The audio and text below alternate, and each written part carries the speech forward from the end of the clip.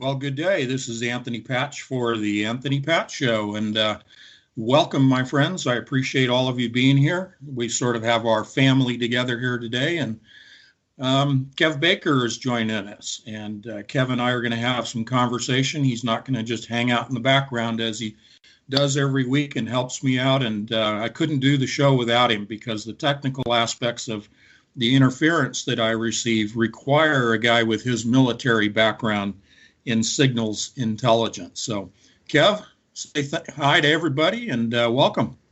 You know, I think you give me far too much credit, Tony. You really, really do. But it's a pleasure joining you on air. Usually it's the other way around. Usually it's me that's interviewing you. So just so you know, I'm a better host than I am a guest, Tony. So let's see how this goes.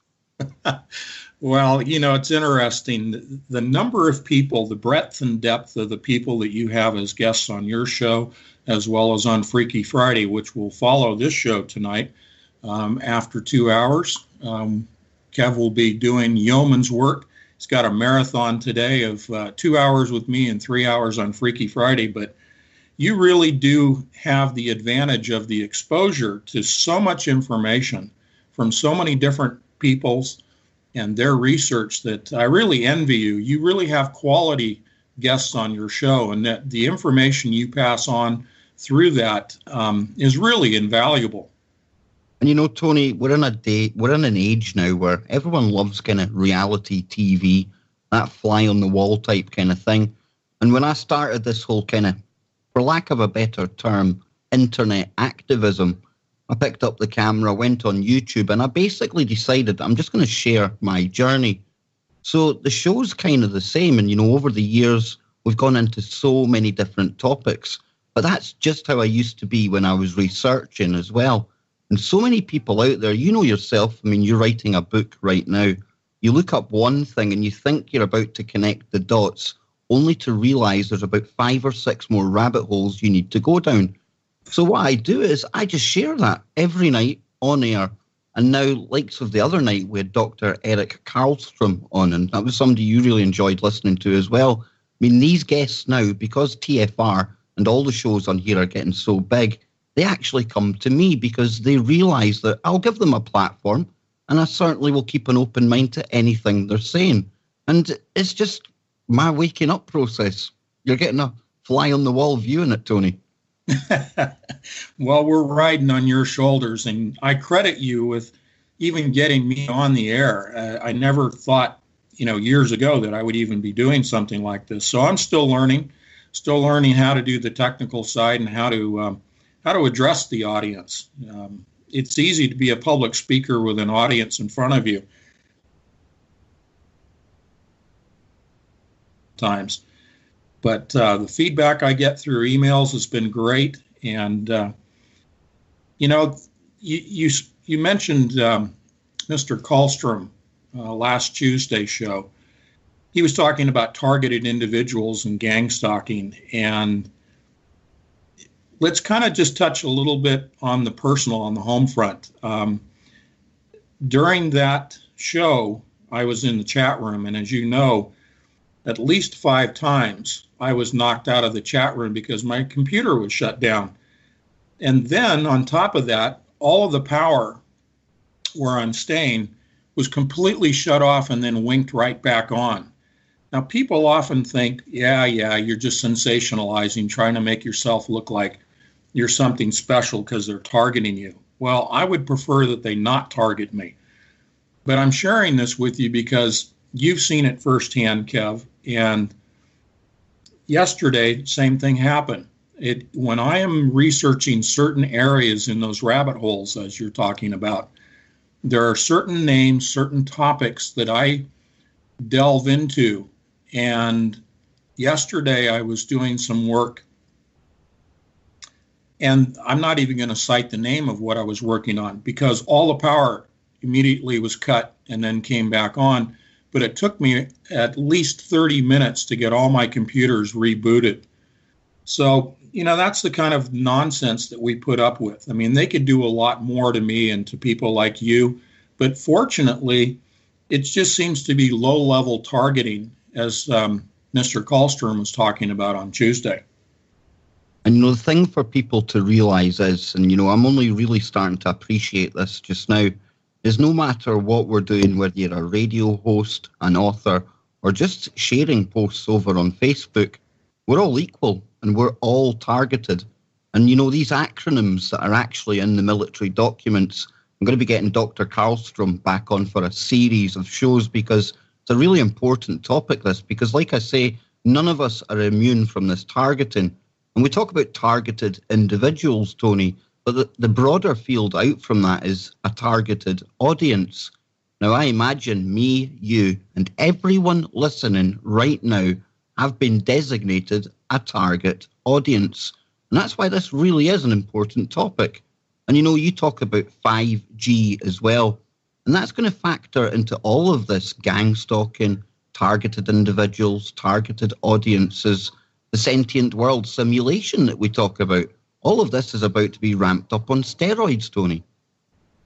Yeah, it really is. And I keep pointing towards September, not as a date setter, but just because in my research, I keep seeing all of these things that keep funneling down into the September and October framework, whether you're talking about scientific discoveries, religious activities in the theological world, or even in the popular culture. We see references towards that. And, kind of what I want to do is give people just a thumbnail of some of the things on the calendar that are coming up. And I think people appreciate having, some point of reference in terms of dates. So it isn't date setting as much as it is just, kind of giving you the news. But let me run down through some of these real quickly. We talked about the Arch of Baal, and the Arch of Baal was from Syria, from Palmyra. And that really relates to Nimrod. And Nimrod, of course, is, the Tower of Babel and CERN and all of that. But they're going to move to Italy, to Aruna, Italy, on March 25th from Dubai, that arch. And I know you've covered this quite a bit on your show. But March 25th, we've got the arch arriving in Aruna, Italy. Kind of just running through my notes here, but on May 1st, we have May Day, which is Labor Day, and that will be recognized and celebrated at CERN. Some of these things I will relate to the CERN calendar. There's a new movie coming out, Alien Covenant. I just saw the trailer yesterday, and I think that's building up to disclosure. But Alien Covenant, in the trailer, they were actually reproducing within a spacecraft the Last Supper, and one of the characters was actually appearing as Jesus Christ, if you were to interpret it that way. But that's opening on May 19th. Beyonce from the Grammys, people know she's pregnant with twins. She's due in early June, and there's a lot of significance to Beyonce's outfit, costume she was wearing, and the fact that she's having twins. And that relates to some other occult issues that are going on. Today, you did a show on this, Kev, I think yesterday, that witches around the world, and maybe you want to comment on this further, but witches around the world at midnight tonight are going to try to put a spell, if you will, on Trump. You want to address that just briefly? Yeah, this is some kind of binding spell. And when I first seen this popping up, and it was our good friend Laura Maxwell sent me a link on it, I must admit I thought this was genuine fake news. I thought this must be one of these stories that gets a lot of hype but not a lot of veracity to it. Oh, was I surprised to find out that this definitely is happening. And like you say, from midnight tonight, people are being urged, witches worldwide are urging people to take part in what they're calling a mass ritual, Tony. Now, they're even leaving a list of things that you should have, including a carrot, a picture of Donald Trump, some other stuff that I don't want to list. I don't want to give the full menu out. And they're even giving alternative rituals and spells to say. I mean, this is crazy. It really is. And just the other day, I was looking into a story about a case of mass demonic possession. Now, that's one thing, but the actual story that behind this is what got me interested. And it's the fact that it was children playing with a Ouija board application on their smart devices. Now, I was shocked to find that these actual apps, Tony, they're aimed at children from 3 years old upwards. So we've got our children being targeted with apps. You can talk to demons. That's sometimes working, according to this case that was in the paper. You've got witches now in the media urging people to cast spells from midnight to night. I have to ask the question, what kind of satanic world are we living in?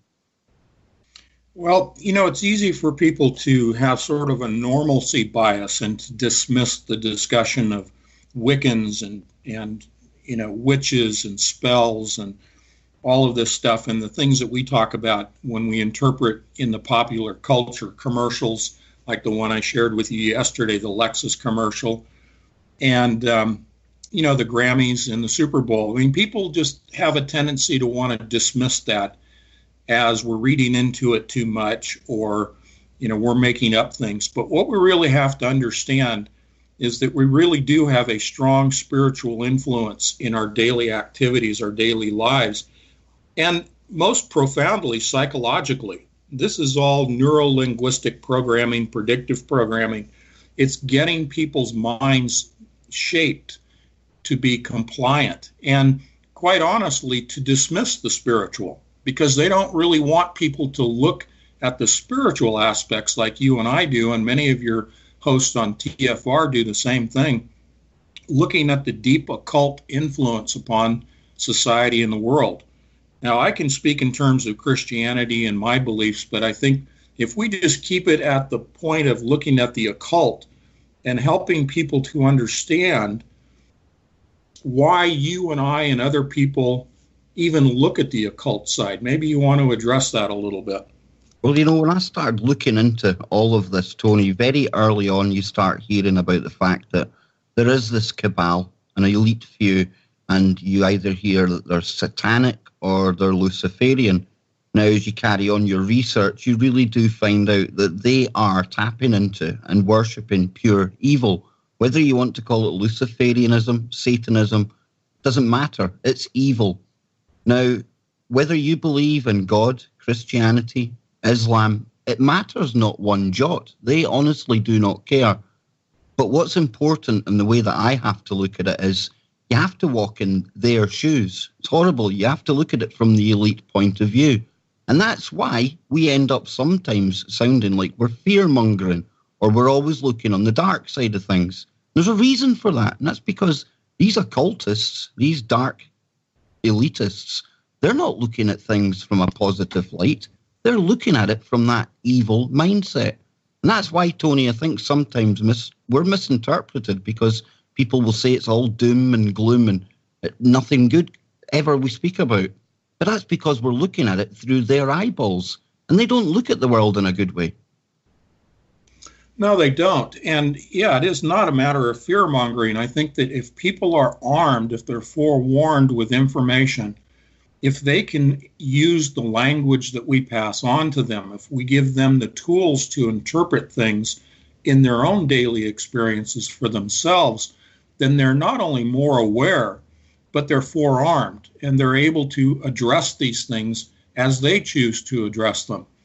And that's really what we're trying to do in passing on information, is just to help people to have a better set of tools and, in fact, a better set of weapons to combat the spiritual side.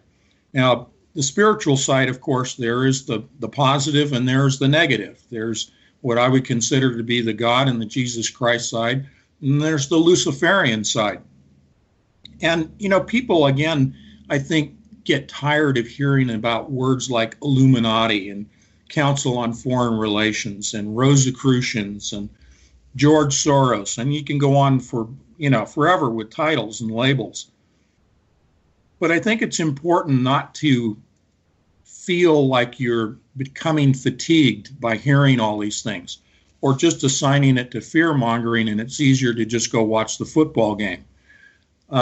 I think that what's important is that people stay abreast of what is going on in this spiritual warfare that's taking place, because that's really what this is all about. This is a battle for souls. Now, no matter what your religious inclination is, your theology, I think everyone would agree that what is most important in life is the salvation of your soul for all of eternity. And I'll let you jump in there.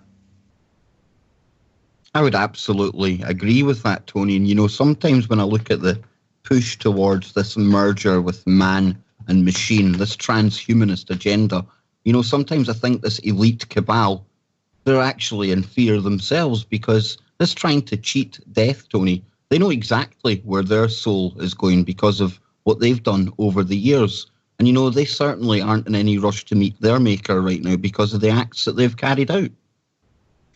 Yeah, I mean, that's definitely a very deep topic we can get into. But as you and I have shared with the audience in the past, they really believe they can achieve immortality. And with that, they don't feel that their soul is really in jeopardy if they can achieve that immortality through technology. But something I shared with you off the air before the show, I'm not going to go into it in depth because I know they're going to cut my Skype. But looking at really the origins to, again, some of the names that people get tired of hearing are Aleister Crowley and Jack Parsons. But I would suggest to people, if you want to make a couple of notes to do some research on your own, look at an organization called the Golden Dawn, DAWN. And beyond that, I would consider that you look at the work of Dr. John Dee. That's D-E-E. And again, I'm not going to talk about it on the air. This is all in my new book, Coalescence, coming up. But I can't talk about it on the air because they continue to cut my power and cut my Skype. So I just give that to you as information to run with down your own rabbit holes of research. And in case people think Tony's been paranoid here, I mean, we just started talking about this maybe 5-10 minutes before coming on air. Everything was great. We go into that. We go into dead Egyptian dudes, and then all hell breaks loose, back to normal, Tony. We leave it, cools down for a couple of seconds, the bugs go off the line, shall we say. We don't talk about it again, and we're okay. Just coincidence, right? Nothing to see here. Yeah, and it is. I just share with the audience that, it's quite unnerving to have all of your power just in your specific location, nowhere else nearby, but all the power cut and then instantly come right back on. Now, that's nobody pointing a gun at my head. That's nobody physically confronting me.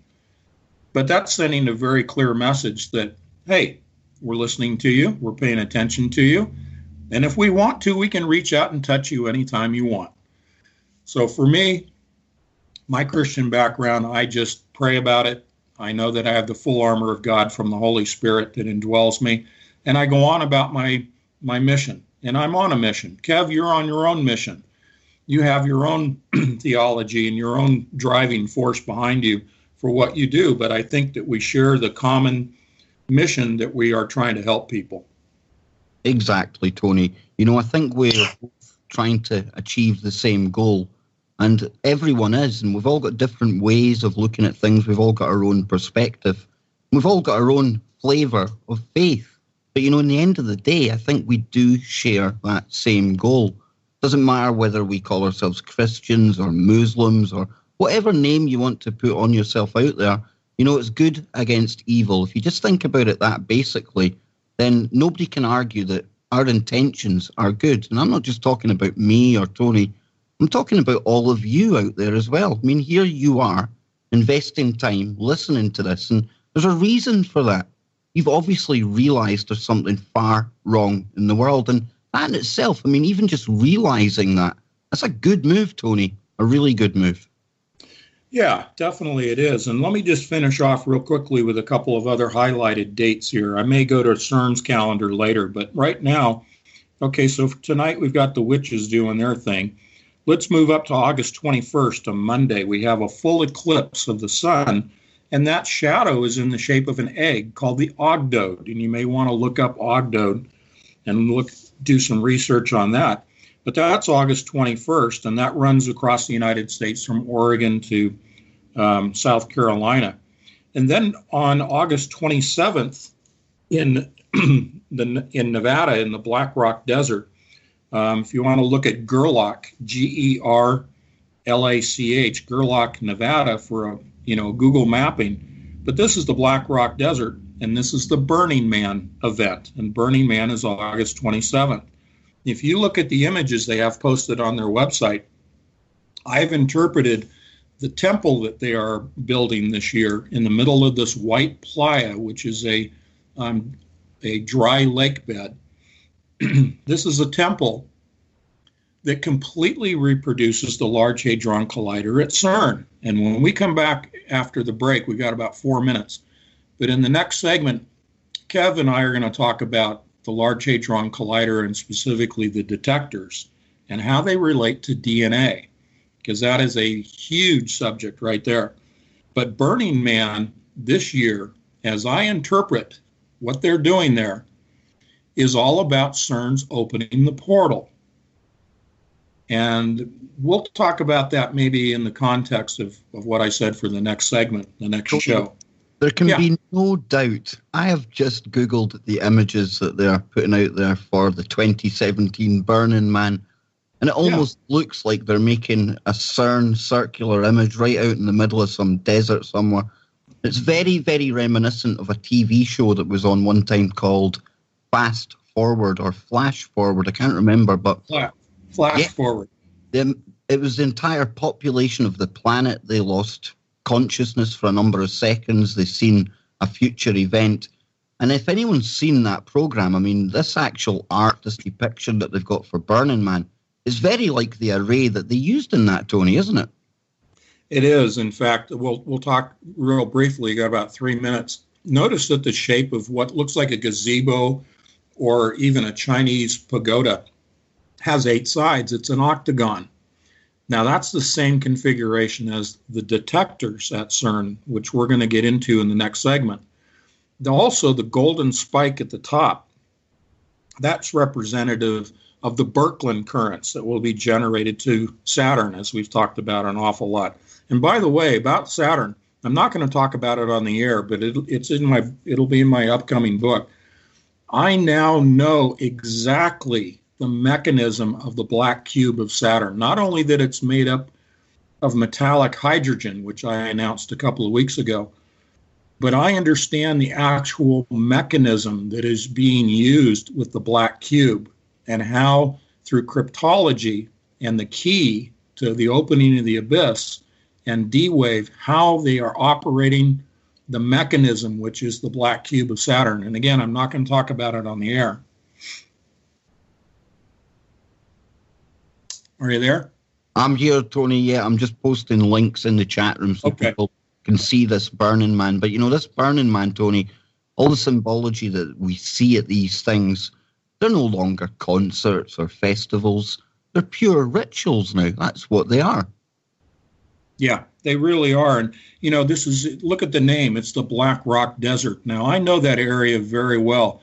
I spent a lot of time out there with military Humvees training special operations guys on how to operate up in the 8,000-foot elevation above that playa in the rocks. But I understand the area. I know the area. I know about Burning Man. So Burning Man is connected back to Oakland, which is my old stomping grounds as a paramedic.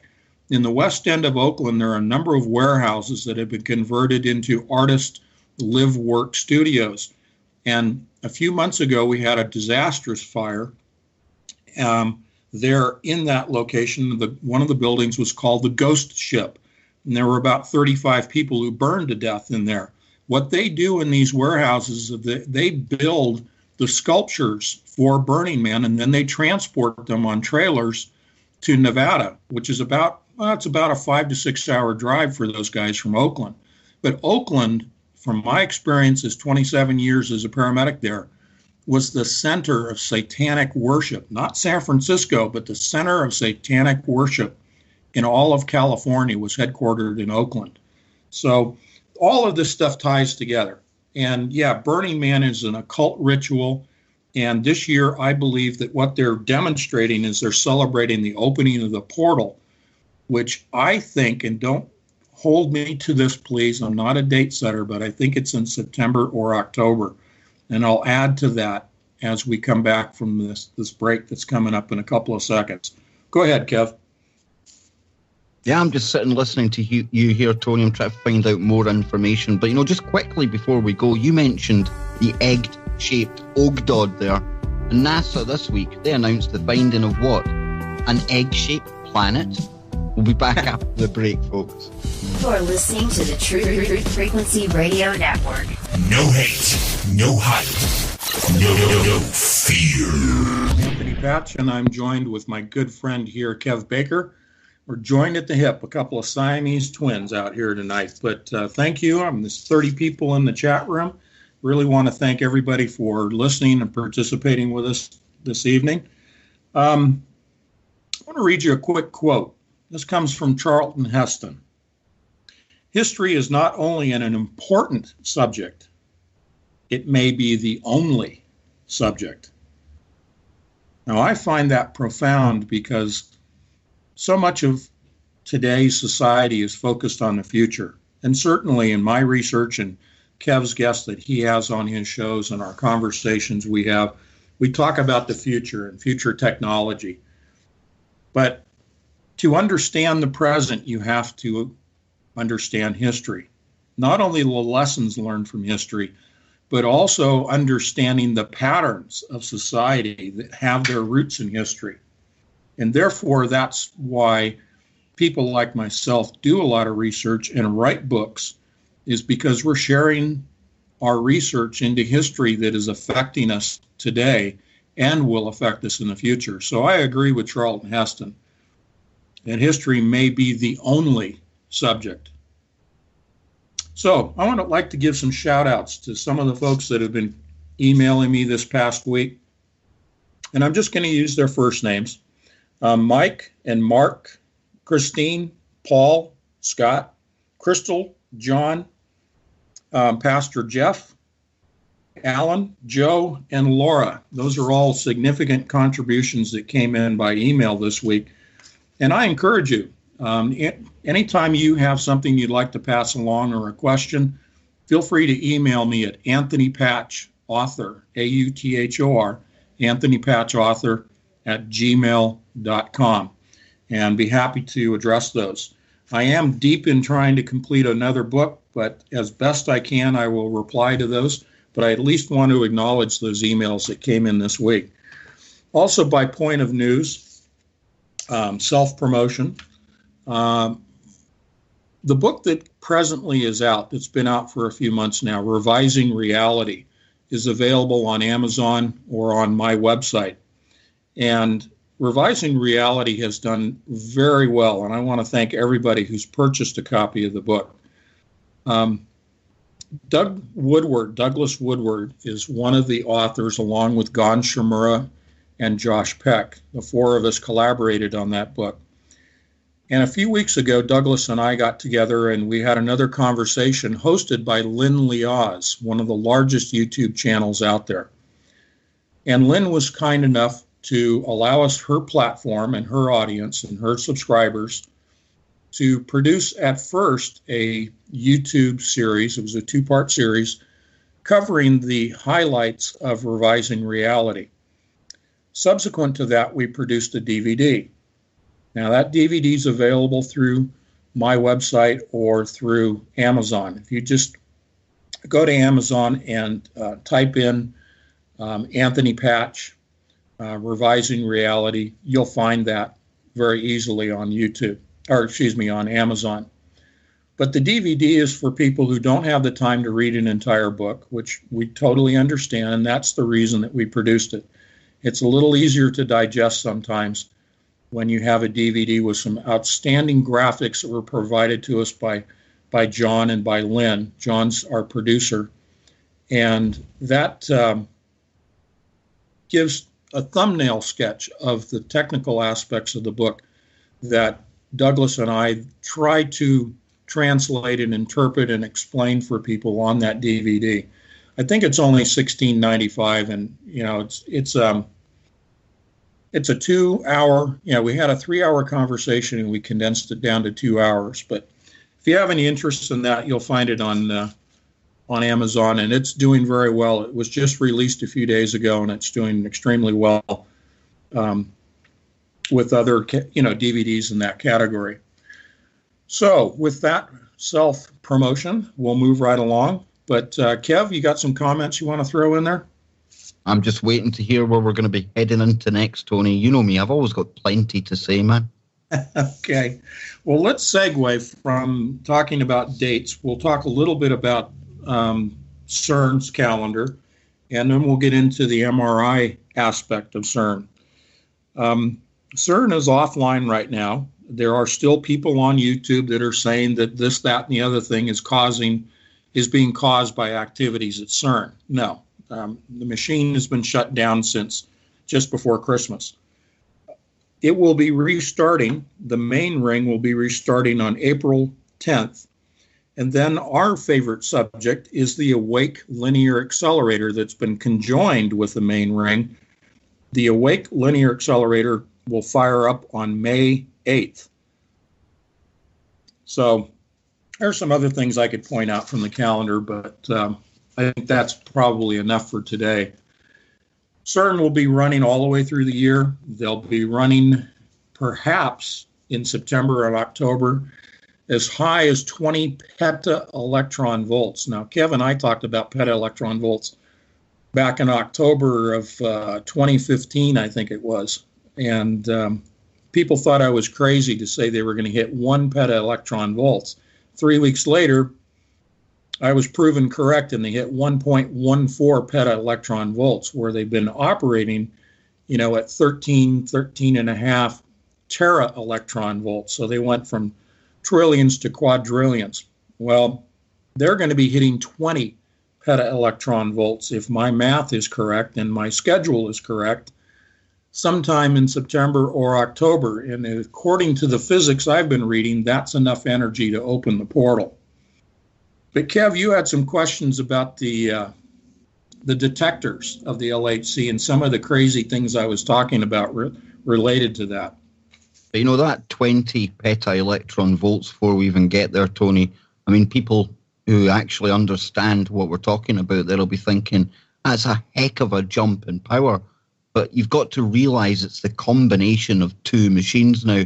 And I'm like you, Tony, I think all of these other tests have been doing calculations, and we know they're trying to rip portals into other dimensions. It's not Tony Patch or me telling you that.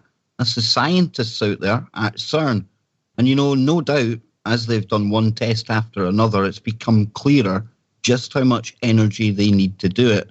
And that's why we're speculating, all speculation, but that's why we think this is why they've combined the machines and why they're going for such a ridiculous power.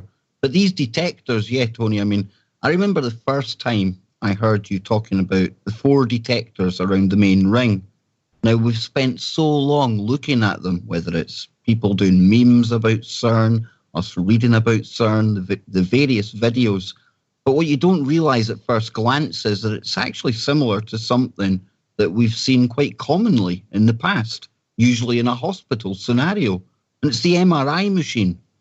And it's the fact that you start talking about dead Egyptian dudes' heads and these MRI machines, Tony. I need you to go more into this, because I think this is a really important aspect of what you're uncovering right now.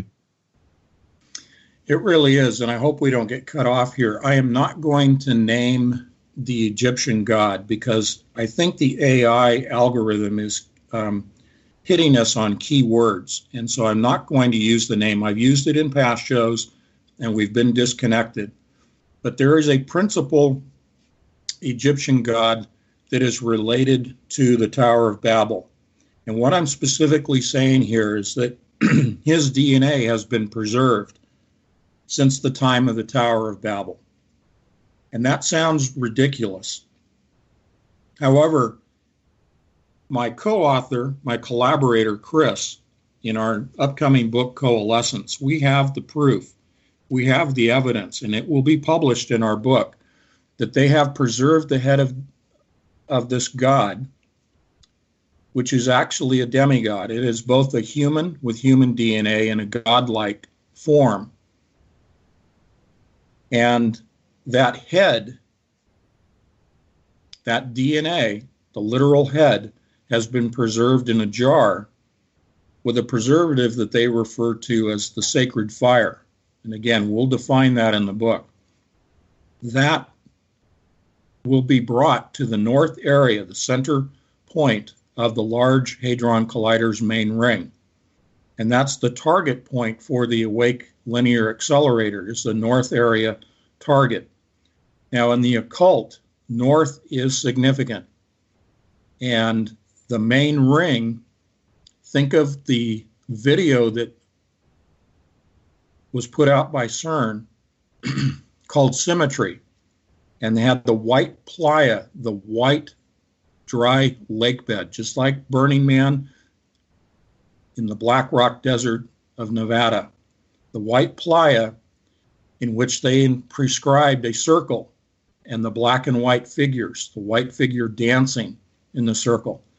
Those of you that understand the occult and witchcraft and all of that, you understand how important circles are. Well, the main ring of the Large Hadron Collider is a circle prescribed for occult reasons. It's for rituals.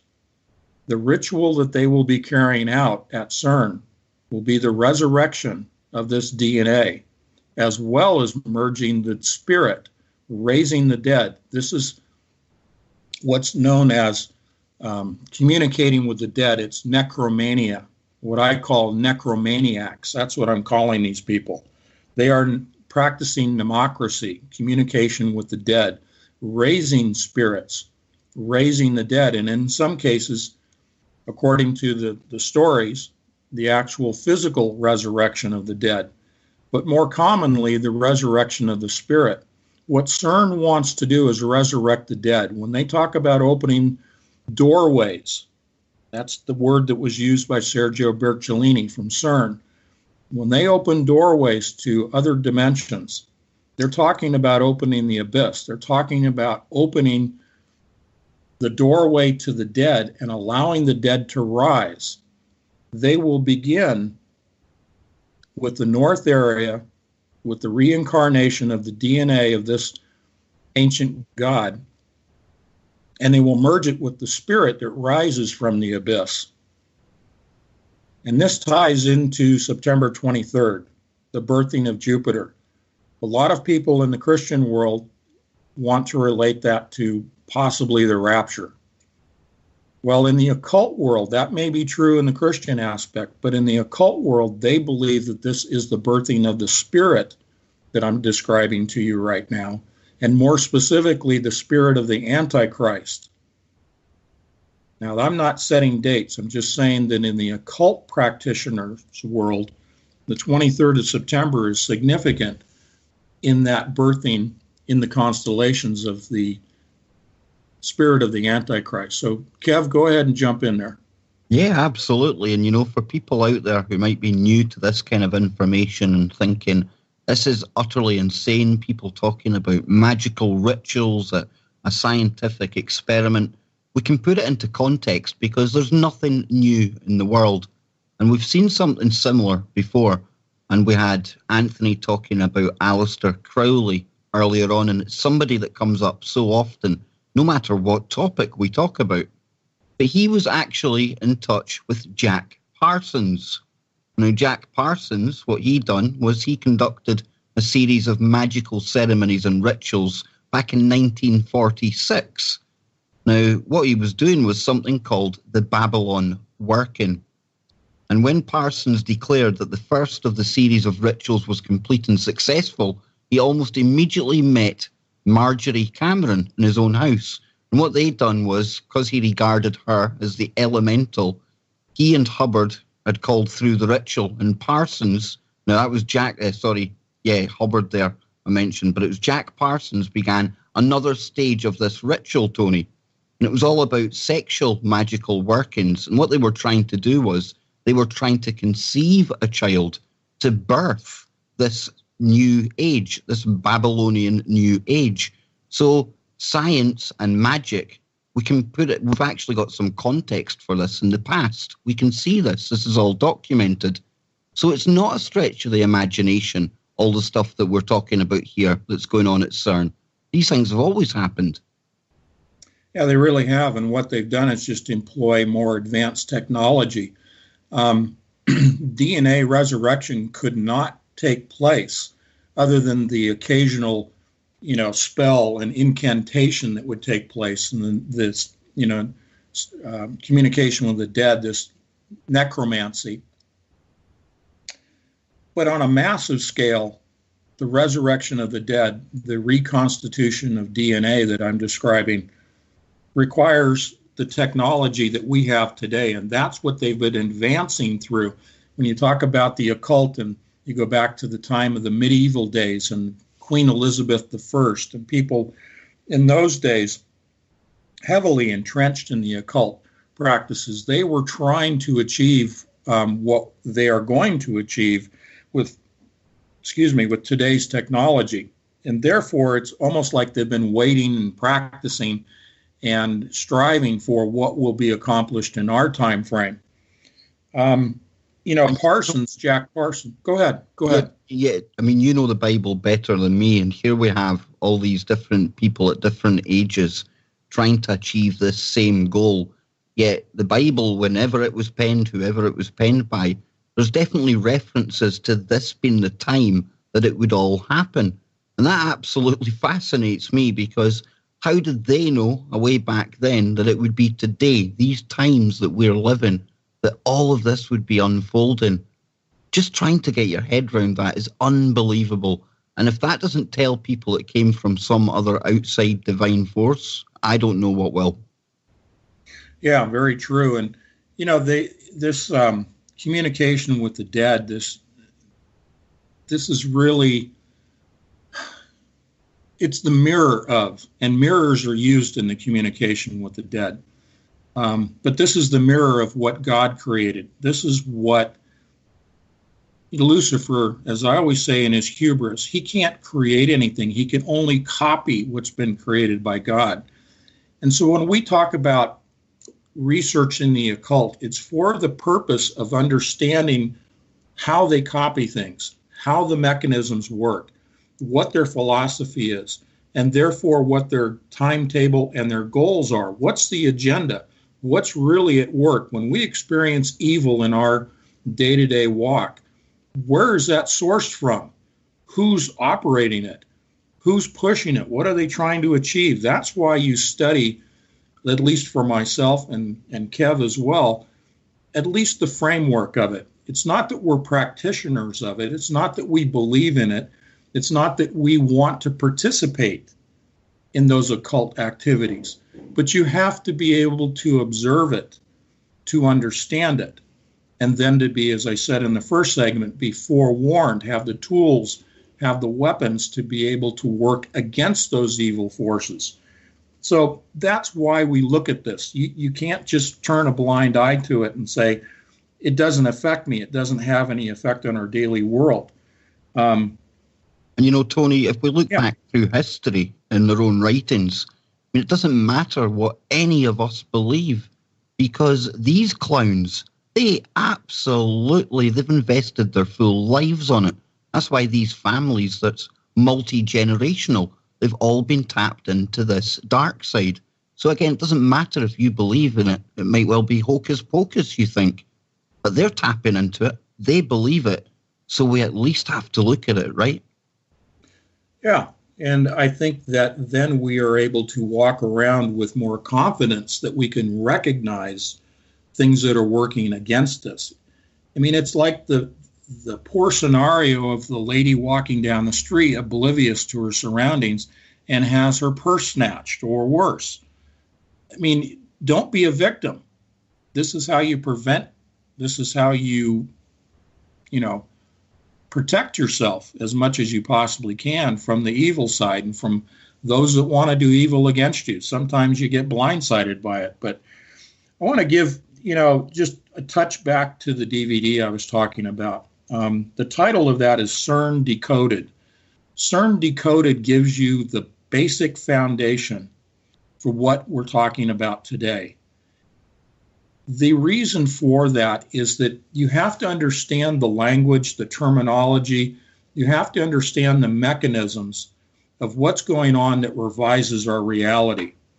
And when you have the basic understanding and you can put on, as I like to say, those glasses and be able to look through the lenses clearly and see clearly what's going on when, for example, you watch the Super Bowl halftime or the Grammys, or you see commercials that maybe Kev and I will get into the Lexus commercial later. You put on these glasses because you're given a foundation of information, and CERN Decoded gives you that. It gives you that foundation to say, oh, okay, now I see a little bit more about what's going on here. I'll tell you, from a personal standpoint, I mean, I'm not advanced. I mean, I've only been researching, some of this occult stuff for a short period of time because, quite honestly, I've tried to avoid it. But it's apparent that the Lord wants me to understand it to a greater degree. And so that's why I share it with you. But when I look at things around me, it's almost like it leaps off the page. It leaps off the screen. And in a certain sense, you kind of laugh at it and you go, well, I can see what they're hiding here. But it's like having that key to an encrypted code. And when you have that key, you can see things so much more clearly than other people around you. And yeah, it can be frightening. But that's what Kev and I are doing, and my friends like Douglas Woodward. When we put together CERN Decoded, we wanted to give you that ability to look around your reality and realize how much it's being affected, and not just be a pawn in the psychological game that's being played. Go ahead, Kev. Exactly, Tony. And sometimes I try to find the most outrageous stories out there because we have to knock people out of that comfort zone. I want people to actually say, no, that's ridiculous, you're wrong, Kev, can't be. I want them to go and Google it and find that it's true. And then from that point on, well, they start questioning everything else. That's all I want people to do. I don't have any of the answers, to be honest with you. I don't think many of us do. But if I can just get people questioning reality and to open their eyes and actually look at what's in front of them, as opposed to just being told what's happening. And that in itself is a revolution for me, Tony. It really is. And that's our role. This is how I view it anyway. This is my role in this awakening. This is what I do on this journey. If I can provide nuggets along the way for other people, oh, that's good with me. That'll do me, Tony. Well, along with nuggets, let's do nuts and bolts. Let's talk about the detectors at CERN. What are your questions? Well, I'm just quite keen to, how you arrived at this whole understanding or idea that they were actually going to be used in this DNA sequencing kind of stuff. Well, it's one of those kind of like, duh, why didn't I see this a long time ago? I mean, I present myself as someone who's been studying CERN for, well over almost 30 years. It's well over 20 years. And yet I didn't even see this. Think about Area 51. Think about reverse engineering of UFOs. Think about, transistors, semiconductors, fiber optics. Yeah, perhaps Area 51, Tony. Yeah, and other technologies, okay? That whole process of reverse engineering, I failed to apply to the Large Hadron Collider's 4 main detectors. And it hit me like a ton of bricks. I'm looking at the detectors from a structural standpoint, and I'm looking at the components, what I refer to as the cameras of the detectors, literally hundreds of cameras that look at the particles when they collide inside the detectors. And we only have about a minute, so I'm just going to give this as a leaping off point. But the cameras inside the detectors, they're looking at particles when they collide, and then the fractured pieces, the subatomic quantum particles, the quarks, the muons, the leptons, all of these things that spring forth. And they're measuring their spin, their trajectories, the peta-electron volts or tera-electron volts that are produced. And as I'm looking at the components and understanding how they operate electrically and magnetically, and the fields that they're producing from the synchrotron particle acceleration, which are gamma rays and X-rays, it really hit me what these machines are all about, because I'm purposely stringing this along because I'm waiting for the music. The dramatic ending, drum roll. But they have the same function, a dual function. They're not only detecting, they're not only reading and recording, but they have the ability to operate as a magnetic resonance imaging device. And there's another piece to that that I'll tell you after the break, because it's not only an MRI, it's something even more devilish. You are now tuned into the truth frequency. We are TFR. Truth Frequency Radio. All righty, welcome back. This is Anthony Patch, and my good friend Kev Baker is joining me in conversation here today. All right, the detectors at CERN, they are MRI machines. They are magnetic resonant imaging devices. Now understand, we're talking about this in the context of the resurrection of DNA and the opening of the abyss and the bringing forth of the dead spirits to merge with the DNA that they want to reconstitute. Now, this isn't just one deity. This isn't one demigod that they're seeking to resurrect. Think about the pharaohs, the mummification process in Egypt and in other countries. Those were all prepared for today. Those bodies were prepared. Their DNA was preserved for today. Now, these detectors, they're 300 feet underground, and they're 3 stories tall. These are massive machines. It takes that kind of power. It takes that kind of technological advancement to resequence DNA. And Kev, if you want to jump in and talk about sequencing, but these detectors they have the primary purpose is, as I described, measuring the quantum particles that are produced from the collisions in the main ring of the Large Hadron Collider within the detectors. Then they're used as an imager to image DNA, to actually be able to control the structure of DNA by observing it. And then that DNA is reconstituted using a digital sequencer. So maybe you want to say a couple of things about DNA sequencing for context there, Kev. Well, you know me, Tony, my head fires off in all directions when you speak, and you're talking there about how this is a massive installation at CERN, albeit underground. We've been talking tonight about how over the ages there's been various attempts to achieve this kind of technology, these kind of goals. And I'm going to ask you a question before we get to the sequencing. I mean, we can go back to even the pyramid, the best example. And when I look at that, and we had an email exchange as well about the fact that I think we both agree that was some kind of machine. So would we be right in speculating, Tony, that this was a very early attempt to carry out the same kind of thing as you're talking about today? Oh, most definitely. And in fact, this was done using holographic technology. The inner chambers of the pyramids, and then specifically we can talk about the Dendera pyramid, they actually were able to create electricity. And lots of people have heard that, generate electricity. But they were also able to generate microwaves. And as a consequence, holographic images.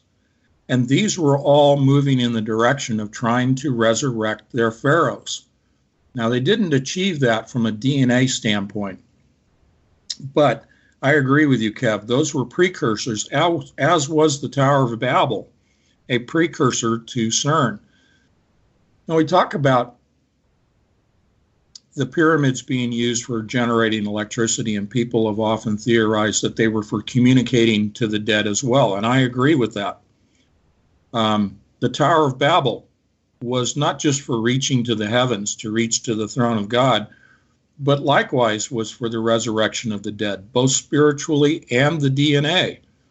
So there's nothing new going on here. It's just the machinery that's being applied, the advancement of the technology.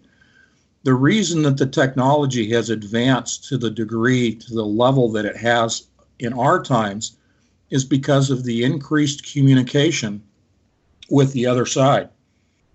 This whole thing of people have heard of the book of Enoch, an extra biblical book, but the book of Enoch and the Enochian communication, which, if people will make a note of that, Enochian communication has to do with mathematical communication with the dead. It is the sending and receiving through complex math, and I mean truly complex math. I'm not talking about just trigonometry and calculus as is used in physics. I'm talking about cryptology, talking about communications that have a cryptographic key. In the Bible, it talks about the angel being cast from heaven and being given the key to open the bottomless pit. And we've talked about that quite a bit in relation to D-Wave. But this is what D-Wave is doing. It is Enochian communication utilizing the math of the fallen angels. And this goes back through our whole discussion of Crowley, Jack Parsons, all the way back into, some of the other people I'm not going to cite the names because we'll get cut off. But back in the Elizabethan times, the late 1500s, early 1600s, Queen Elizabeth I. If you go and look down that rabbit trail, you'll see the people that I'm talking about. I'm not going to cite the names, but it'll be in my book. But the point here is that they are practicing hermetic black magic, utilizing complex mathematics with the quantum computers to communicate to the other side. We've talked about quaternary, programming. We've talked about quantum tunneling and quantum entanglement and all those great nuts and bolts things. But what does it really mean? What is all that stuff that you and I've talked about now for a couple of years, Kev, in relation to D-Wave? It all comes down to utilizing mathematics as a form of secret communication between human practitioners communicating with angels, fallen angels. And that's how the technology of today, all across the spectrum of modern science, has evolved. I hate to use that. How it's evolved. You see what happens every time we go into these topics. Now, we've spoke perfectly fine for so long there. And then we start getting back to the topic that myself and Tony were talking about before the show. And you see what happens? Now, I hope you can still hear me here. Myself and Tony, we've got a couple of techniques we use to shake this kind of attention off. But I think this DNA kind of research and this information that Tony is bringing forward is very, very key. We talk about them bringing back these demons from the abyss, from Saturn, wherever you want to call it, okay? It's going to be a digital transfer of information. And if you're wanting to reanimate things, well, they're going to need the DNA. And that is why Tony is tying in here the fact that these MRI machines that are at CERN, they're basically looking at how that DNA is sequenced.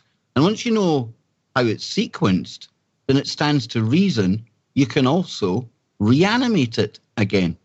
And Tony hopefully will be back with us in a moment. But, for anyone out there who's still struggling to put this together, sometimes a picture speaks 1,000 words. And if you go and you Google just CERN detector. You'll see the pictures that you've seen so commonly. I've photoshopped the heck out of them in the past for promos, for Tony, etc. And then Google MRI machine. And what you're looking at in the MRI machine is just a scaled down example of one of the big detectors at CERN. It's actually quite profound when you put the two together. And, until you see it visually like that, it's quite hard to actually see where we're going with this. But we've often spoken in the past about a character called Dr. Craig Venter as well. And he was very, very, very important when it came to cracking the human genome. And that was done with the help of where? CERN. Look how all this stuff ties together. Now, when we get Tony back, which should be happening in just a wee moment, we're going to get into an advert that's on the telly right now, on the television. And this is the new Lexus advertisement for a car. Now, you'd think if you're watching an advert for a car, it would be the car driving along, telling you how fast it is, blah-de-blah, right? But we're at the point now, and we're living in a time where they really hide things out in the open. They are shameless with it now. And in this advert, what you see depicted is the merger of man with beast. And this is all the kind of hybridization and the biology that they're playing about with right now behind the scenes. If you want to get a good snapshot of reality, this sounds insane. But, if you watch the actual top sci-fi shows, the top dramas, and the advertisements in between the breaks, you're probably getting a better depiction of reality than you're ever going to get on the real fake media. Not us. They call us the fake news, right? But you know who I'm talking about. The fake stream media. But yet, they hide all of this in the open. Now, we're struggling to get Tony back. So if there's any questions out there from the chat room, I'm watching the chat room right now. And there's a big night of radio ahead right here on TFR, because right after Tony's show, I'll be going live with Joe Joseph, Scotty Lopez, and Kenneth Webb on Freaky Friday. That's 3 hours of pure madness. It's going to be a pure info fest. We're going to have lots of woo on there tonight. And then right after that, it doesn't stop there, because Chris and Cherie Geo, they will be going live with Beyond the Veil. So there's no need to go anywhere tonight. And I will try again to reconnect with Mr. Patch. And you know what I think I'm going to do, ladies and gentlemen? I think I'm going to get him on the phone. The power of Skype, eh? Let's see if we can get Mr. Patch on the phone. So if there's any questions, remember to throw them out there. I'll be able to get them. Try to find it here. You see the joys of technology. It's not that great. I will get back with Tony in just a moment. But like I say, this is what happens to the big man when we start talking about this stuff. And when we had Dr. Eric Kallstrom on the show the other night, I was watching the chat room, and Tony was saying how he was getting interfered with in real time. I was watching it because I thought maybe the information myself and Kallstrom were touching on, Tony wasn't too impressed with it. But unbeknown to me, he was getting interfered with, and that's why he kept disappearing out the chat. But he's back with us. And Tony was just talking to the audience there about, we do over an hour of a show. We start getting into this DNA sequencing, all the good stuff, all the controversial stuff, and all the important stuff, because this is when we get interfered with.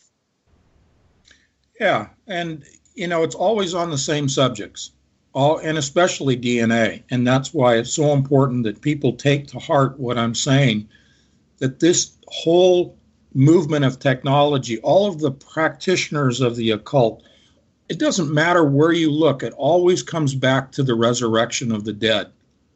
So you were talking about the pyramids, we talk about the pharaohs being preserved, you talk about almost any aspect in science today, any discipline, and it all comes back to the resurrection of the dead. This is the Luciferian worship. So I'm not sure where I got cut off. What was the last thing that we were sort of mentioning, Kev? Well, you were talking sequencing again, and I went into the fact that, to bring back these demonic entities, this transfer of information that will happen, it's going to be a transfer of a DNA code, because and that is why they're so interested in the makeup of DNA, looking at DNA, sequencing of it. And my question for you is, Tony, the fact that over the past couple of weeks, there's news come out that they've added 2 new bases to the original 4 letters that make up the strings of DNA. Now, we've usually got the G, A, T, and C, and I'm sure you can remember the names of those chemicals off the top of your head. But now they're saying that they've added 2 new bases, an X and a Y. And I'm wondering if, and I'll get you to speculate on this because it's pure speculation now, if in bringing back these entities, I mean, they're not from here, do they need some kind of tweak to the DNA, Tony? Is that why they're adding 2 extra letters now? What's your take on this kind of changing of the code? Yeah, you're talking about the nucleotides. And yes, nucleotides and amino acids are the building blocks of DNA. And so I agree with you. They need to add those 2 because they need to match up to the chemical makeup, if you will, of, well, if you call them fallen angels, people just roll their eyes. But going to those mixed breeds, those hybrids, and this will lead into our discussion of the Lexus commercial that I sent to you. But when we talk about hybrids and chimera and the mixing of DNA, that's really what they're telegraphing to you when they say they're adding 2 more of the base chemicals, the nucleotides. And, I hope the audience really appreciate that. Do you see how good I am there? Just when Tony's away struggling with all these Skype issues, did I not promise that you'd be going into the Lexus advert? Tony, see, I know exactly what you're thinking. It's this quantum entanglement. They can't break that, man.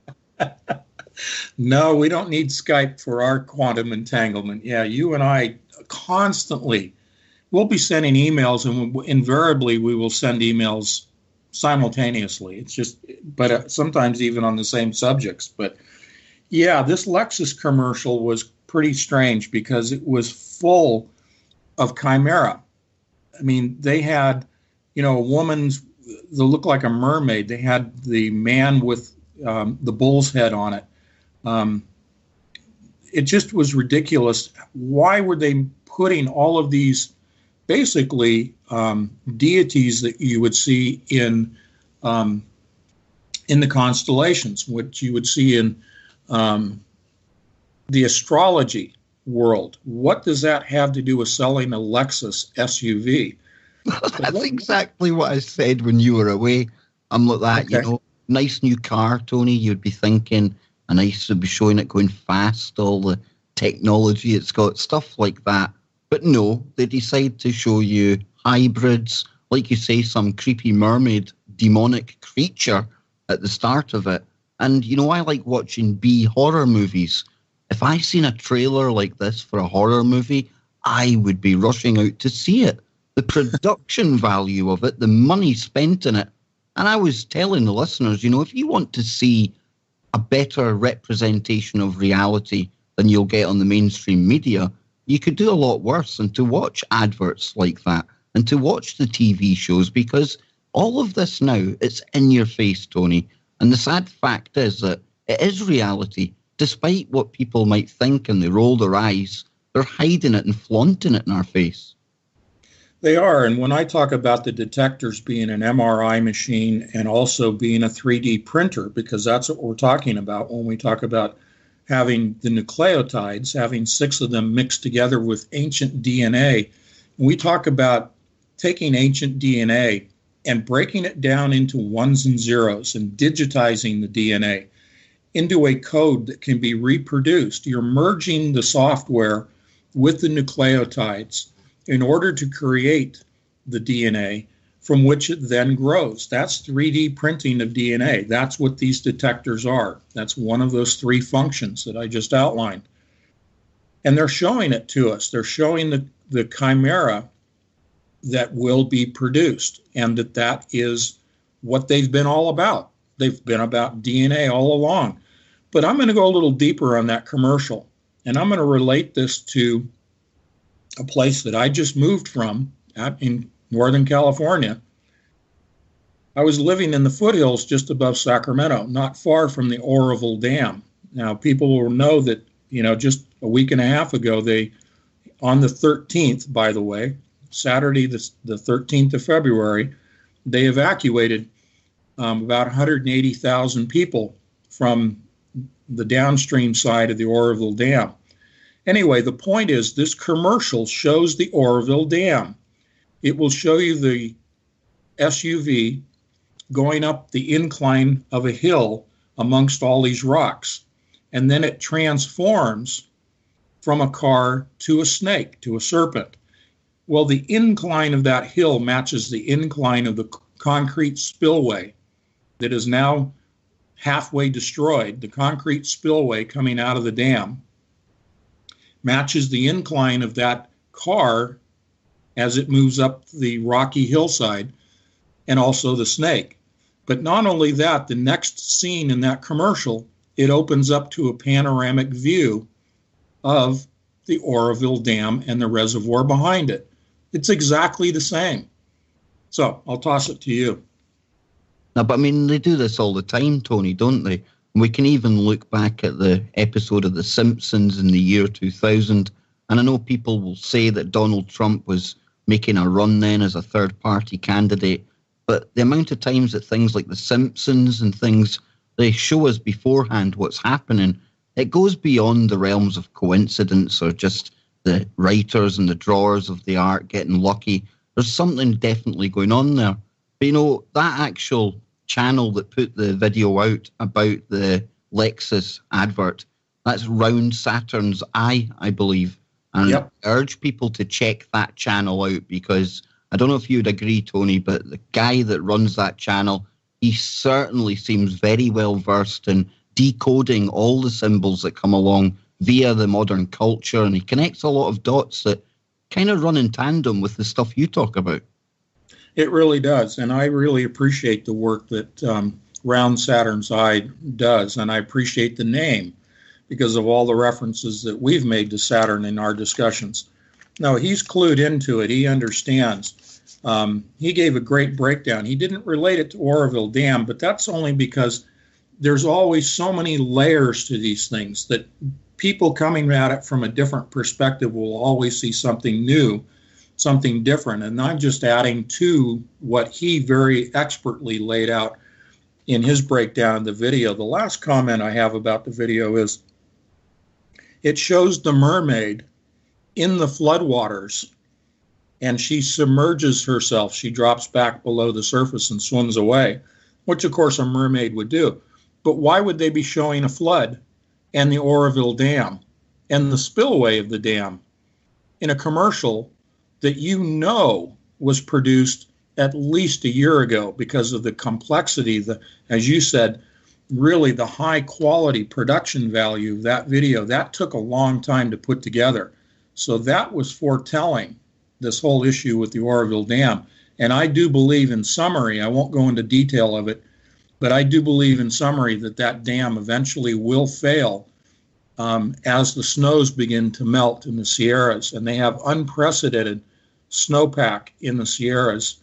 And there are 9 reservoirs that are filled to capacity upstream from Oroville. And if they encounter problems, then the Oroville Dam will be gone. Tony, this whole aspect where they put things in the movies and adverts and music videos, this is all an aspect of the same magic we've been talking about that these dark practitioners are into. They have to forewarn us. And it's almost as if they do put it out there. They do show us what's coming. They show us exactly what's coming. And the fact we do nothing about it, our acceptance, they take that as being basically, well, we do accept it, Tony, because we don't react to it.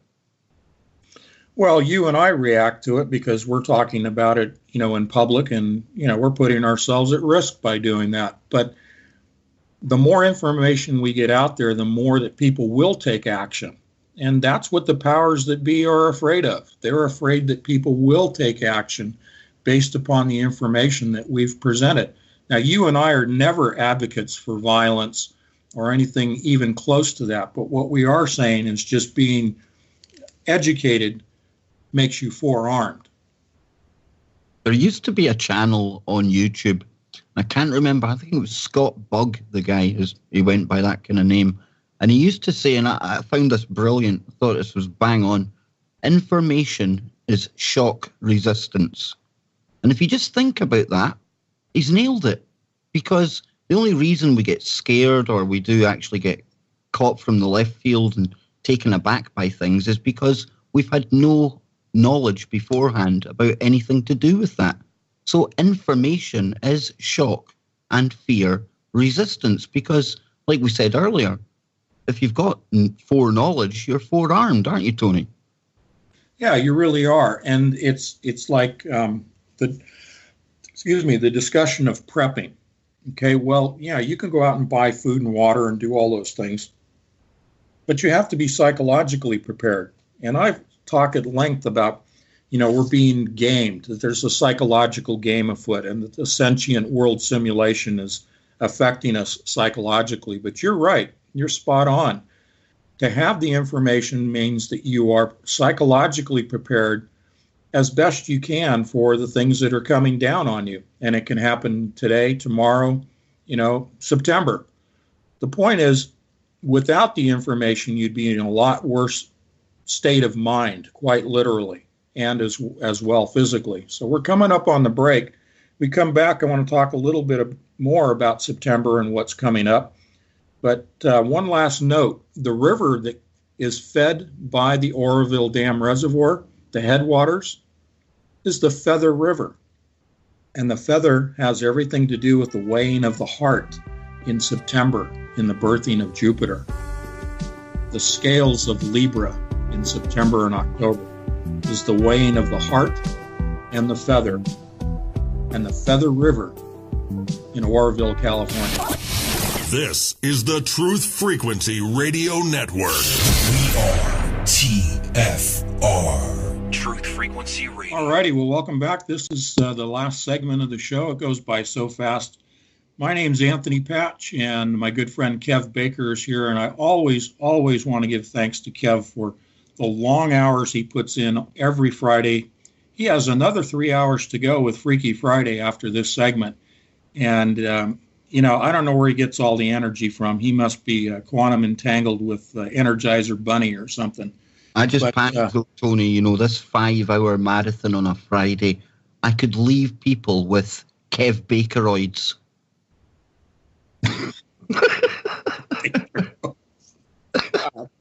I won't even go there. Jeez.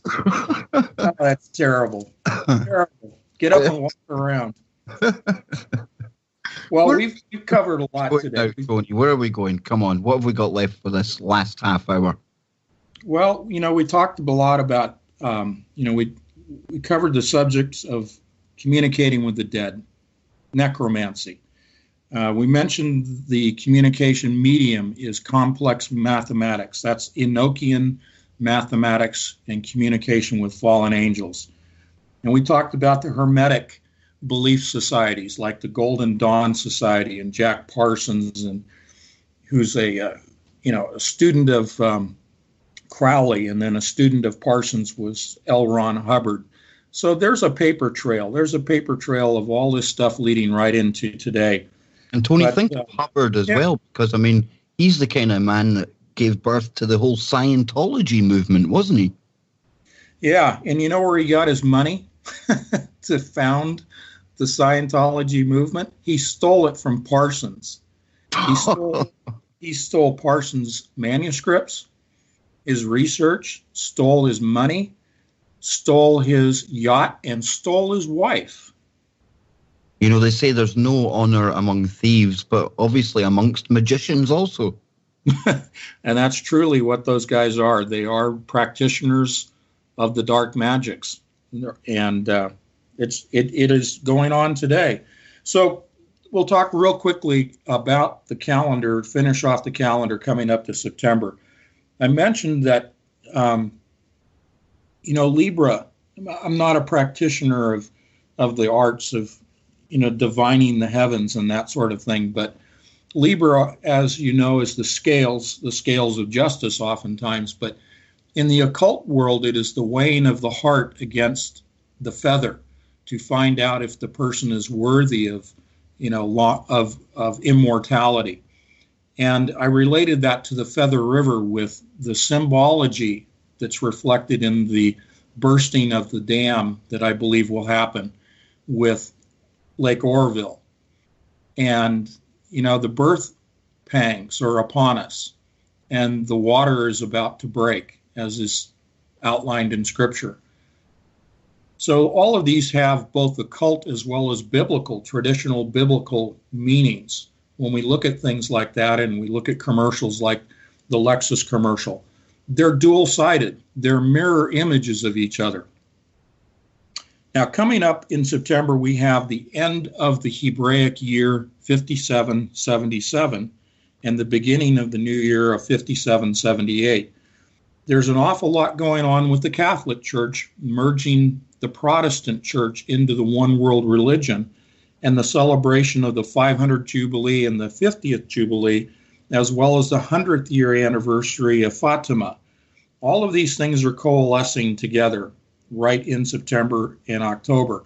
Now, I'm not going to give you my exact day of birth, but I was born in the first week of October, which has everything to do with Jupiter being birthed in Virgo and the Antichrist being birthed. And it's like I said to you, Kev, not for my own self-aggrandizement, I think the word is, to make more of myself than I am, but I keep getting dropped into these little spots in the timeline that in my research end up being significant. And so I just kind of share that with the audience. But real quickly, we have Rosh Hashanah on September 21st, which is the new year. And then on the 30th, we have Yom Kippur, which is the Day of Atonement. But right in between there, again, is September 23rd. And this is a minor Hebraic religious holiday, but it is called Shabbat Shuvah, S-H-U-V-A, not Shiva, like the statue of Shiva. Close, but not quite. But it's Shabbat Shuvah. That's on the 23rd of September, and that is known in the Hebraic practices as the Day of Returning. So I talked about the birthing of the Antichrist at this time, and the possibility that that's when CERN wants to open the portal is the returning of the spirit of the Antichrist through the birthing in the heavens and the constellation and the practices of astrology. Even the Hebraic calendar reflects the returning on the 23rd of September. Tony, we could go full woo on this, right? Because, we were talking about Parsons earlier on, and they were trying to bring about something called the moon child, right? In the UK, they've legalized the fact that you can now have children with 3 parents. That's 3 sets of DNA thrown in there. Now, this is pure woo, pure speculation, sci-fi stuff. But what if they try and do a Jack Parsons Moonchild experiment 2.0? And what I mean is you take the embryo of 2 people and then you somehow splice it with that third DNA source.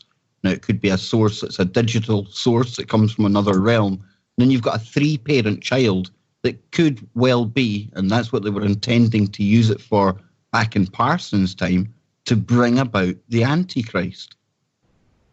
I would agree with that, and it also goes into the discussion we've done for years about the third strand of DNA that are dormant nanoparticles within everybody's body, awaiting the microwave activation. Well, get this, because back in April of 2011, there was a story in the UK, and it was about a child, and he was actually the first person in the world to have been born with an extra strand of DNA. Now, the reason I throw that out there, and I'll put the article in the chat room, I'll send it to you as well, Tony, is the fact that it just puts some context behind what we're saying here. This third strand of DNA, it's actually nothing new. Although the way that Tony and myself put it is this will be an artificial strand, Tony, won't it? Is Tony still there? You see, I'm here, but it's all broken up. You see, here we go. It's all going wrong again. Why? As soon as we start talking about DNA, Tony, that's when it goes wrong. You talk, you sound clear, man. Yeah. No, it is. It's like I said, everything focuses on the resurrection of DNA, and they don't want this to get out. But I encourage people to look at it themselves. Third strand of DNA is a DARPA program. So go take a look at it. You'll find it. And that third strand of DNA, this DARPA program that they're talking about as well, Tony, you sent me an article, and it was the fact that they're now looking at intercellular communications using electromagnetic energy to actually communicate on a cell-to-cell basis. Now, they could activate this third strand of DNA that is in there. How do they get a third strand of DNA in there? Well, it could be by chemtrails or some other means. But this is the kind of science that is actually out there right now. It's not hidden. It's in all of their publications. All you've got to do is take the time and read it.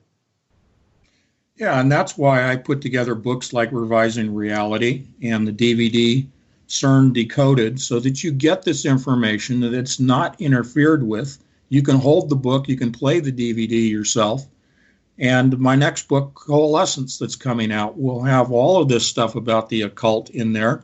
I'm not going to show you how to practice it, but it's definitely going to give you the outline way beyond what I just touched on today. But it will more specifically relate also to ancient Egypt. And you were talking about the pyramids earlier, Kevin. You know, Chris is great. She's an Egyptologist by, her own studies. And she is bringing forth all of the relationships of the godheads, the deities that we see in astrology in the heavens with the planets, but also the Kabbalah tree. This is where the Kabbalists, the Jewish Kabbalists, practice their arts using the Kabbalah tree. We're going to tie in the Kabbalah tree into the D-Wave computer and into CERN and into everything that has to do with the resurrection of DNA, because it all works off the Kabbalah tree, but that's only one aspect of the occult agenda. The Kabbalah tree is significant, and it is how D-Wave developed their lines of computers, their model numbers of computers, the number of qubits they were going to use. Those are all tied into the planets and the deities that represent the planets and the powers that those represent. All of that is coming out in my book, Coalescence. And Tony, this is no plug for your books or anything, because you gave away a lot of your books when you first started coming on my show. And 2048 Diamonds in the Rough. I mean, this is my reason why people should read your work, because you were way, way, way ahead of the curve in that book. And I'm talking about the kind of science that you were putting forward in there. Just now, even in the past couple of weeks or so, we're getting confirmations that this is the kind of stuff that they're actually working on behind the scenes. So the reason I bring that up is, when you're writing about something or you've got a book coming out, and you are really good to the listeners, you give a lot away for free, I know you do. I mean, you really are ahead of the curve, and people can get a glimpse at what's coming beforehand. And I've done it myself. I mean, I've laughed at some of the kind of ideas in 2048, but then you see it actually coming to fruition in DARPA publications. It's unbelievable how you stay ahead of it so well. Well, you've always been one who's believed in my work, and you've always encouraged me, and that's what keeps me going. Because if I don't have people like you, Kev, that do look at the science and do look at the popular culture and the trends, and you do have the depth and breadth of the variety of guests that you bring on your show that have their own areas of research. If I didn't have a guy like you in my corner, it would be very easy to become discouraged and to not bother with this. But you encouraged me to come on the air and to do a show, not just with you as a guest, but doing this show every Friday. And I got to tell you, it's not easy coming on the air and talking. to a computer screen. And it's not easy to put the time aside to come and do a show every week because I'm so engrossed in research that it does take time away from that. But it's a balance. It is important that I share with the audience some of what I'm researching so that you get that information early on, as you said, and that they can use that information early on for their own lives and those that they care about. So this is a mission, and I can't do it without people like you, Kevin. You've been the biggest help to me of any of the people that I'm associated with outside of perhaps Chris, who's collaborating with me on my book.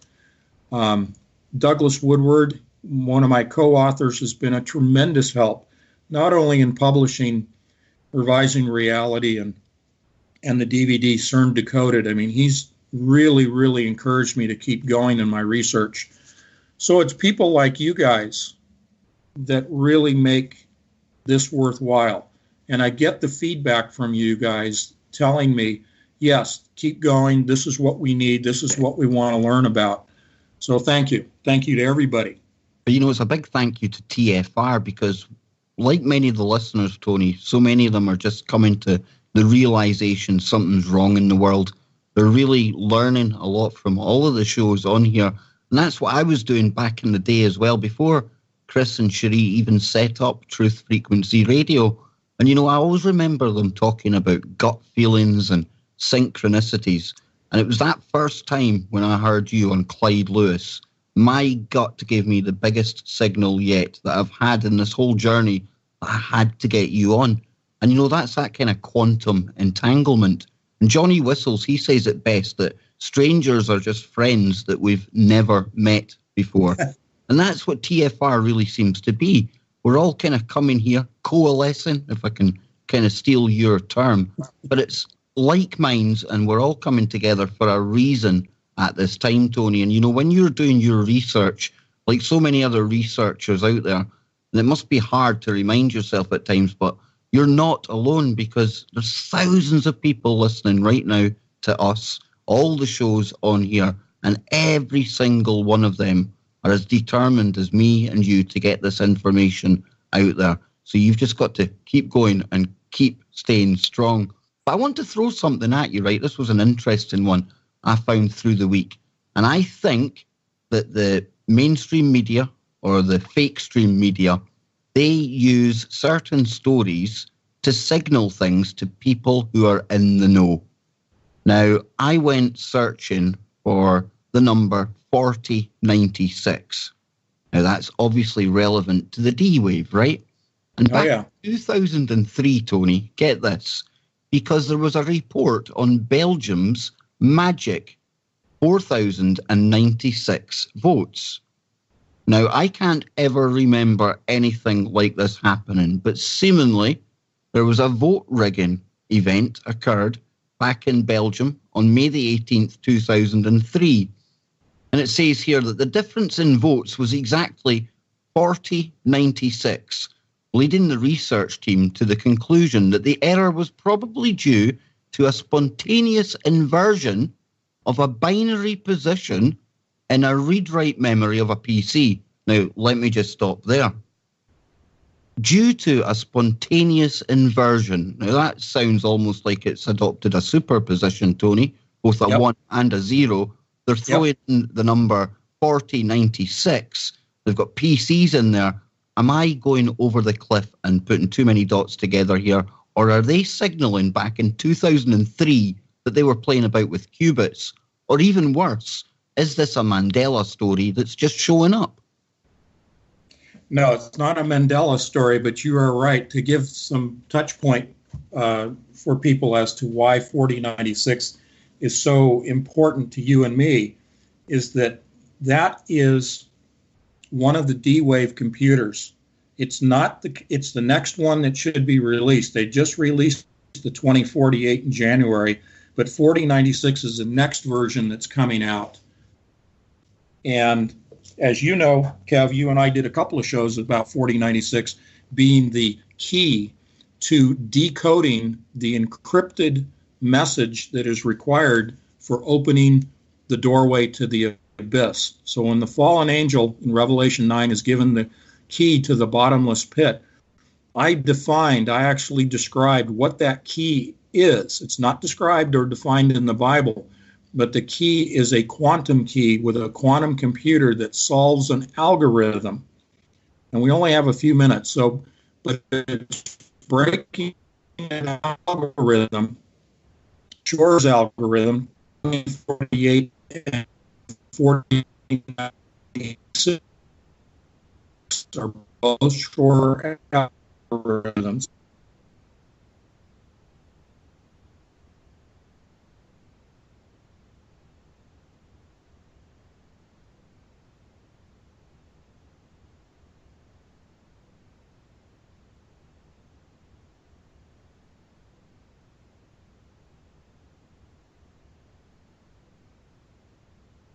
Oh, we are back. Sorry about that, folks. Tony has been cut off yet again.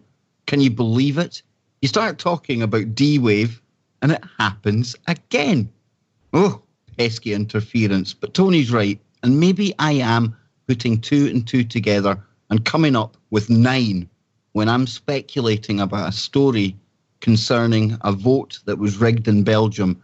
And they're talking about a computer that malfunctioned. The binary code went wrong, and all of a sudden it was 4,096 votes that were tampered with. A very precise number, not just over 4,000, precisely 4096. Now, Tony says it isn't part of this Mandela effect, but, with these D-Wave computers, I do speculate as to whether they do have the ability to go back and forward in time. They talk about going to other dimensions. Who honestly knows the power of that machine? And we can go back to the picture of the scientist at CERN with the old Mandela thing on, and he's back. Tony Patch is back from the abyss. Tony, I fired up my D-Wave. I've got the 4096 here. It's all going well, man. I brought you back from the abyss. A couple of minutes left. I'll hand it over to you. You're right. It is a telegraphing. It is a telegraphing of what's going on to those that know what's going on. And yes, they were saying, hey, we're up and running with our 4096. It's artificially intelligent. And we just monkeyed around with the election results just to show you that it's working. You see, that's exactly what I take from it as well, Tony, because the numbers, it's like a coded message. And I think even the Bible says it with people with eyes that can see and things like that. So they're trying to tip the hat to people that are in the know. Yeah, they really are. And let's just finish this off as far as the numbers. So they've gone to the 2048. That's the 5th model. Okay, the 6th model that'll come out will be the 4096, and then 8192, and then 16,384, 32,768. The next one, the 10th model, is the 65,536. The 11th is 131,072. And the last one, the 12th model that they will produce, is the 262,144 qubit computer. None of that is public information except up to the 2048, the 5th model. And by that time, Elon Musk's neural lace will have kicked in and we'll all be sucking our thumbs and listening to Kumbaya. Oh, it's just a wonderful world that we will be in. And I bet that neural lace will say cat on it. He was talking about it again at the World Government Summit. Yeah, they have a summit for a world government that doesn't exist, go figure. But yeah, he was talking about this merger again, Tony. As much as I like the science that the guy invests billions in, he's one to be watched, isn't he? Yeah, he really is. And it's unfortunate, but I do believe he, like Gordy Rose and Eric Zaslinsky from D-Wave, these are brilliant minds that have been captivated by this whole occult agenda. There is literal knowledge and power that is derived from the fallen angels, and it's in the Bible called forbidden knowledge, and it's forbidden to protect us. That's why we're not supposed to have access to it. But these guys that, yes, they are brilliant in their own ways, but they've been deceived, they've been deluded, they've been taken in by the dark side. Kind of like the Darth Vader thing. He goes golfing with these cats, Tony. He's got the money to be in amongst these dark magicians, and he's obviously seen the plans. He knows what's going to happen. What was his first thing he done? Set up a mission to go and colonize Mars. He wants off this planet. He knows the way things are going. Makes you wonder what he knows that we don't. Yeah, I mean, if you're going to destroy the environment here on this planet, then you want to go somewhere where you could recreate Earth, and maybe they could terraform Mars. But I do believe that the whole scenario, again, is played out in many of the movies that we see, in which, the elite, so to speak, want to return the Earth to a natural state, to a Garden of Eden, for their own pleasure. They want to deny the rest of humanity access to nature, and they, as the elite, want exclusive access to it. And then this whole thing of going off-world is just another extension of that. But they don't understand that that's not God's plan. That God's plan is not for us to travel to Mars or any other planet and set up colonies. And if people want to talk about, we've got a secret military base, system set up on the moon and on Mars already, and maybe other planets, great. That's just not an area that I even research into. But I don't see it as God's plan. And okay, Tony. I don't worry about it. I've got those topics covered for you, brother. Don't you worry. Good. You stick to CERN. I'll stick to that. Yeah, you do some great shows on all that. I catch probably 2 or 3 of your shows a week, and I really do. When I'm reading and I'm researching, I listen to your shows because you have great guests on. I mean, I learn a lot from you guys. I think I listened to far too much George Norrie when I was coming into this information. It's like a mini coast to coast that's evolving from KBS here, I think. And Tony, before we go, you know how shameless I am? Joe Joseph is even worse, right? And since we're having this info fest, he says, if you're not busy the next half hour or so, you're more than welcome to come and join us on the Woo Crew tonight. There you go. Shamed you. Live on air. Oh, it's beautiful. I'd love to. Sure, absolutely. I'll hang in here. You guys just call me back. We are almost out of time. So, Tony, I'll let you have the final word, sir. Yep, AnthonyPatch.com. You can find all my stuff, including the DVD CERN Decoded. And send me emails if you like. But more importantly, spread the word about TFR. We are a very unique group of scholars. Stay tuned, folks. Freaky Friday. Now, because TFR and all the shows on here are getting so big, they actually come to me because they realise that I'll give them a platform, and I certainly will keep an open mind to anything they're saying. And it's just my waking up process. You're getting a fly on the wall view in it, Tony. Well, we're riding on your shoulders, and I credit you with even getting me on the air. I never thought, years ago that I would even be doing something like this. So I'm still learning how to do the technical side and how to address the audience. It's easy to be a public speaker with an audience in front of you times. But the feedback I get through emails has been great. And, you mentioned Mr. Kallstrom last Tuesday's show. He was talking about targeted individuals and gang stalking. And let's kind of just touch a little bit on the personal, on the home front. During that show, I was in the chat room, and as you know, at least 5 times I was knocked out of the chat room because my computer was shut down. And then on top of that, all of the power where I'm staying was completely shut off and then winked right back on. Now, people often think, yeah, you're just sensationalizing, trying to make yourself look like you're something special because they're targeting you. Well, I would prefer that they not target me. But I'm sharing this with you because you've seen it firsthand, Kev. And yesterday, same thing happened. When I am researching certain areas in those rabbit holes, as you're talking about, there are certain names, certain topics that I delve into.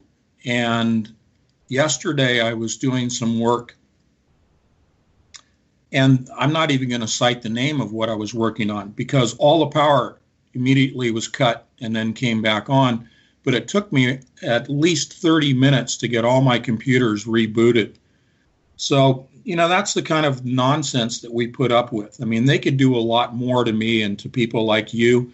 But fortunately, it just seems to be low-level targeting. As easy, it really is. And just the other day, I was looking into a story about a case of mass demonic possession. Now, that's one thing, but the actual story that behind this is what got me interested. And it's the fact that it was children playing with a Ouija board application on their smart devices. Now, I was shocked to find that these actual apps, Tony, they're aimed at children from 3 years old upwards. So we've got our children being targeted with apps. You can talk to demons. That's sometimes working, according to this case that was in the paper. You've got witches now in the media urging people to cast spells from midnight to night. I have to ask the question, what kind of satanic world are we living in? Well, it's easy for people to have sort of a normalcy bias and to dismiss the discussion of Wiccans and witches and spells and all of this stuff and the things that we talk about when we interpret in the popular culture, commercials like the one I shared with you yesterday, the Lexus commercial, and, the Grammys and the Super Bowl. I mean, people just have a tendency to want to dismiss that as we're reading into it too much or, we're making up things. But what we really have to understand is that we really do have a strong spiritual influence in our daily activities, our daily lives, and most profoundly psychologically. This is all neuro-linguistic programming, predictive programming. It's getting people's minds shaped to be compliant and, quite honestly, to dismiss the spiritual, because they don't really want people to look at the spiritual aspects like you and I do, and many of your hosts on TFR do the same thing, looking at the deep occult influence upon society and the world.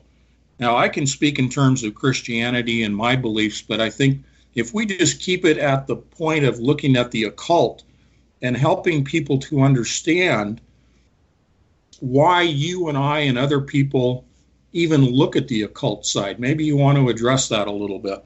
Well, when I started looking into all of this, Tony, very early on you start hearing about the fact that there is this... Mr. Kallstrom was talking about on Tuesday.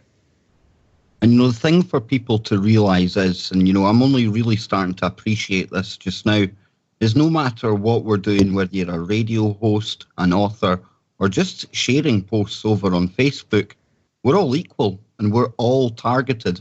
And, these acronyms that are actually in the military documents, I'm going to be getting Dr. Kallstrom back on for a series of shows because it's a really important topic, this, because like I say, none of us are immune from this targeting. And we talk about targeted individuals, Tony, but the broader field out from that is a targeted audience. Now, I imagine me, you, and everyone listening right now have been designated a target audience. And that's why this really is an important topic. And, you talk about 5G as well. And that's going to factor into all of this gang stalking, targeted individuals, targeted audiences, the sentient world simulation that we talk about. All of this is about to be ramped up on steroids, Tony. Yeah, it really is. And I keep pointing towards September, not as a date setter, but just because in my research, I keep seeing all of these things that keep funneling down into the September and October framework, whether you're talking about scientific discoveries, religious activities in the theological world, or even in the popular culture. We see references towards that. And, kind of what I want to do is give people just a thumbnail of some of the things on the calendar that are coming up. And I think people appreciate having, some point of reference in terms of dates. So it isn't date setting as much as it is just, kind of giving you the news. But let me run down through some of these real quickly. We talked about the Arch of Baal, and the Arch of Baal was from Syria, from Palmyra. And that really relates to Nimrod. And Nimrod, of course, is, the Tower of Babel and CERN and all of that. But they're going to move to Italy, to Aruna, Italy, on March 25th from Dubai, that arch. And I know you've covered this quite a bit on your show. But March 25th, we've got the arch arriving in Aruna, Italy. Kind of just running through my notes here, but on May 1st, we have May Day, which is Labor Day, and that will be recognized and celebrated at CERN.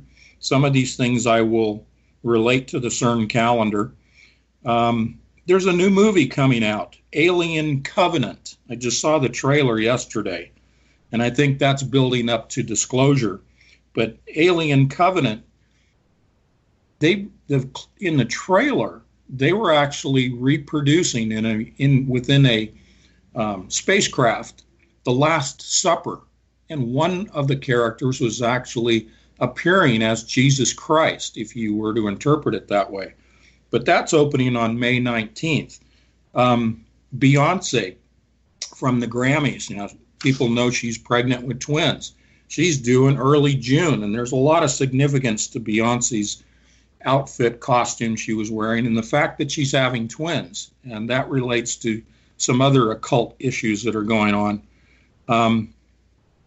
Today, you did a show on this, Kev, I think yesterday, that witches around the world, and maybe you want to comment on this further, but witches around the world at midnight tonight are going to try to put a spell, if you will, on Trump. You want to address that just briefly?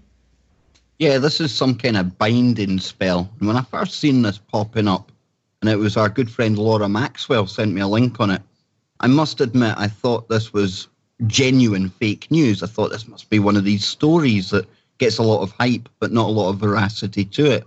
Oh, was I surprised to find out that this definitely is happening. And like you say, from midnight tonight, people are being urged, witches worldwide are urging people to take part in what they're calling a mass ritual, Tony.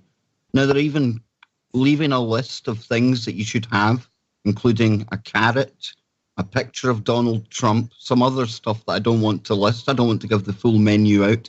And they're even giving alternative rituals and spells to say.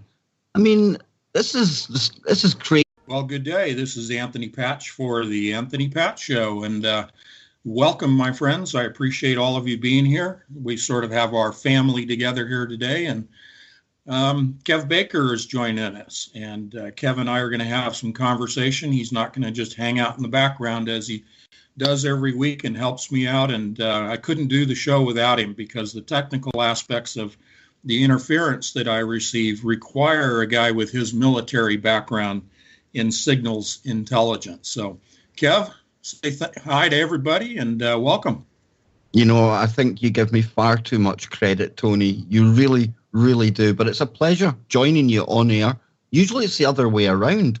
Usually it's me that's interviewing you. So just so you know, I'm a better host than I am a guest, Tony. So let's see how this goes. Well, it's interesting. The number of people, the breadth and depth of the people that you have as guests on your show, as well as on Freaky Friday, which will follow this show tonight after 2 hours. Kev will be doing yeoman's work. He's got a marathon today of 2 hours with me and 3 hours on Freaky Friday. But you really do have the advantage of the exposure to so much information from so many different peoples and their research that I really envy you. You really have quality guests on your show, and that the information you pass on through that is really invaluable. And Tony, we're in an age now where everyone loves kind of reality TV, that fly on the wall type kind of thing. And when I started this whole kind of, for lack of a better term, internet activism, I picked up the camera, went on YouTube, and I basically decided I'm just going to share my journey. So the show's kind of the same. And, over the years, we've gone into so many different topics. But that's just how I used to be when I was researching as well. And so many people out there, yourself, you're writing a book right now. You look up one thing and you think you're about to connect the dots, only to realize there's about 5 or 6 more rabbit holes you need to go down. So what I do is I just share that every night on air. And now, likes of the other night, we had Dr. Eric Karlstrom on, and that was somebody you really enjoyed listening to as well. I mean, these guests